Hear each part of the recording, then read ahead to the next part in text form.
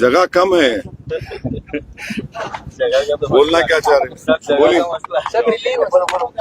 देखिए, जो फैज़ इलाही मस्जिद जो तुर्कमान, बोलिए सर आप। जो फैज़ इलाही मस्जिद तुर्कमान गेट में है, सबसे पहली बात तो यह है कि 1970 का वफ गजीट सीरियल नंबर 40, अगर आप इजाजत दिए तो मैं आपको पढ़ के सुनाता हूं उसको। थोड़ा लंबा जवाब रहेगा, आप लोग फास्ट फूड का जवाब मत लो मेरे से। तो ये मेरे गजट कॉपी है, serial number 40 of 1970, Khwaja Faiz Ilahi mosque alias Masjid Gausiyan and graveyard. इसमें 1970 में लिखा हुआ है over 100 years worship and burial of dead bodies, ये वार्ड नंबर लिखा हुआ है, राइट। नंबर 1 ये। दूसरी बात यह है कि हमने प्लेसेस ऑफ वर्शिप एक्ट बनाया कि 15 अगस्त 1947 को जो भी रिलीजियस स्ट्रक्चर जिस किसी समुदाय का होगा, बाबरी मस्जिद को छोड़कर उसको डिस्टर्ब नहीं किया जाएगा। ये 2 बात जहन में रखिए। तीसरा क्या हुआ कि नवंबर 2024 को 12 नवंबर 2025 को दिल्ली हाई कोर्ट ने ये कहा अपने ऑर्डर में, this petition filed in public interest seeks a direction for removal of certain encroachments said to have been found in a joint survey report herein referred to as JSR।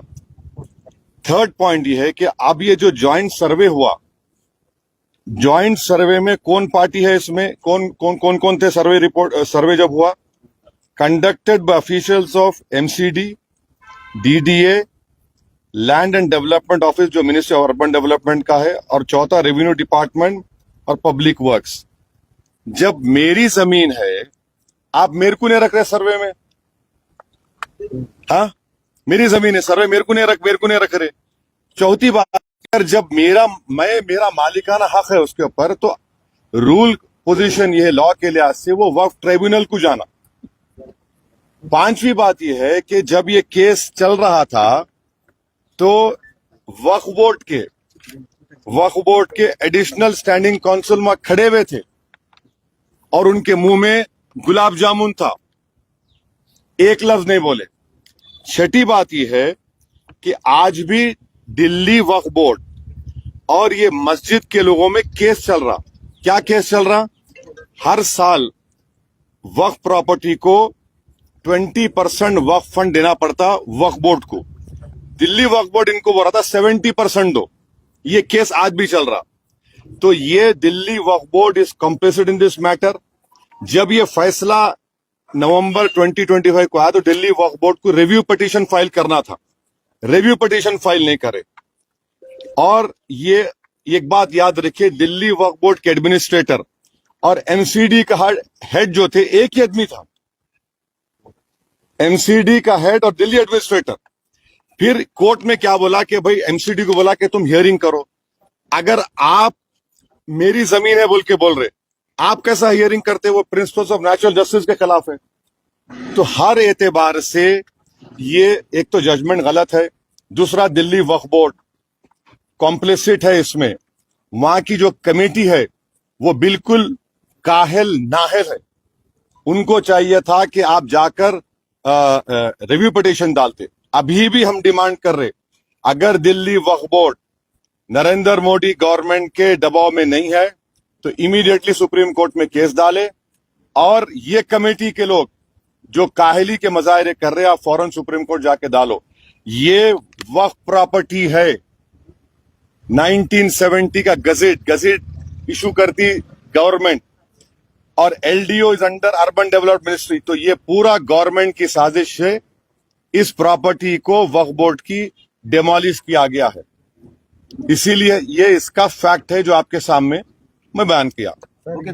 आप दूसरा नहीं, और एक है नेशनल का, supreme court का bell का नहीं होना। 2 करोड़ से ज्यादा हाँ, सुप्रीम कोर्ट का SIR होना नहीं होना, तो सुप्रीम कोर्ट का बेल का ऑर्डर होना नहीं होना ना। आप लोग अखबार पढ़ते, हाँ अखबार पढ़ते होंगे आप लोग, माशाल्लाह अखबार वाले हैं। आज टाइम्स ऑफ इंडिया में मैं फोटो लेकर रखा, नहीं नहीं, सुनिए सुनिए, एक मिनट ठहरिए। टाइम्स ऑफ इंडिया में आज, हाँ, आज टाइम्स ऑफ इंडिया में दो रिपोर्टिंग है। एक रिपोर्टिंग क्या है, जो आपके अपने महाराष्ट्र के रिलेटेड है, कि एक साहब थे कैलाश रामचंदानी, 2019 में नेक्सलाइट्स उन्होंने ट्रिगर ब्लास्ट करी आईडी का, 15 पुलिस वाले गड्जी चोली में मारे गए थे। ये गड्जी चोली, ये आदिलाबाद के बाजू है। इनका नाम था वन कैलाश रामचंद्र। इन्होंने जून 19 में, ये 2019 में वाकया हुआ।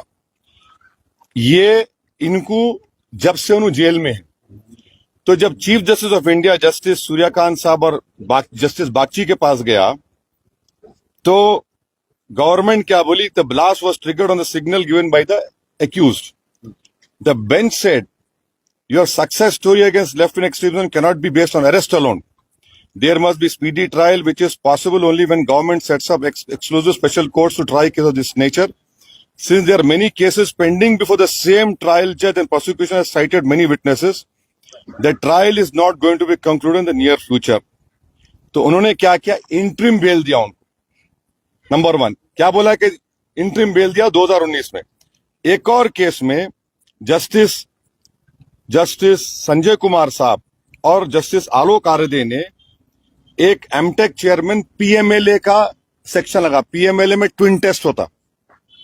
ट्विन टेस्ट का मतलब क्या है कि आप जज को प्रूफ करना कि आप इनोसेंट है, और दूसरा के बेल दिए तो भागना नहीं।